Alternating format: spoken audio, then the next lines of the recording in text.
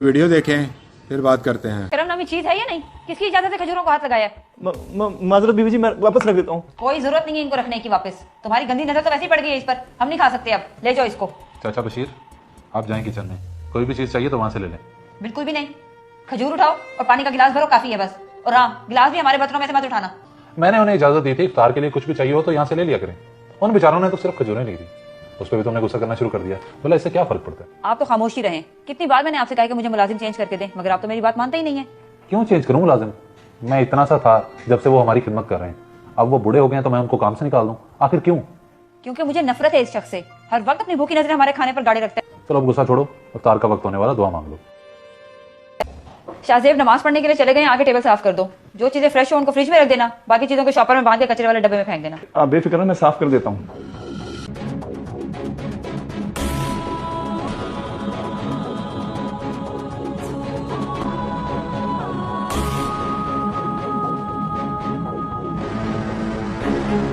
ये देख बेटा, मैं तेरे लिए क्या लाया हूँ।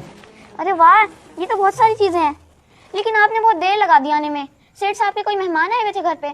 शाहजेब साहब और बीबी जी ने जबरदस्ती मुझे अपने साथ बिठा लिया और रोजा भी अफ्तार कराया, और ये तेरे लिए दिया है, तू खा ना, तेरा भी तो रोजा था। आज वो इतने मेहरबान कैसे हो गए? फिर तो तनख्वाह भी दे दी होगी। ये क्या, ये सब तो बचा हुआ है। आप मेरे साथ झूठ बोल रहे थे सिर्फ मेरा दिल रखने के लिए। ये शॉपर में ना, इसलिए ऐसा लग रहा है। मैंने भी तो खाया, तू भी खा ले, पेट ही तो भरना है। सही कह रहे हैं अब्बा, पेट ही तो भरना है, फिर चाहे किसी का झूठा ही क्यों ना मिले, खा लेना चाहिए। क्योंकि हम गरीब है ना, लेकिन मैं नहीं खाऊंगा। नहीं खाना तो ना खा, मुझे तो मौत नहीं आती, तू मर जा, भूख से मर जा। वो अमीर लोग हैं, उन्हें क्या पता कि हम गरीब लोग कैसे जिंदगी गुजारते हैं। वो तो हमें कमतर समझते बेटा, बल्कि इंसान ही नहीं समझते।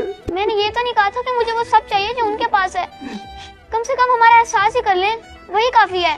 और आपको टाइम पे तनख्वाह दे दें।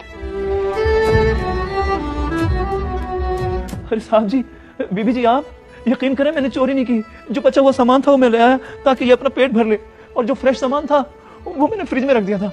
चाचा बशीर, मुझे माफ कर दें। मुझे इस बात का एहसास हो चुका है कि ना मैंने कभी आपकी इज्जत की और ना कभी एहसास किया आपका।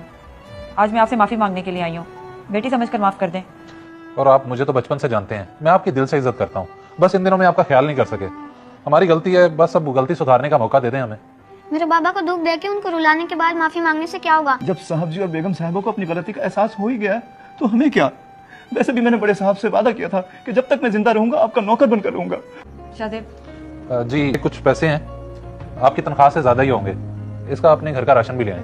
साहब जी, बड़ी मेहरबानी आपकी, बहुत शुक्रिया। इस वीडियो को देखकर आपकी क्या राय है?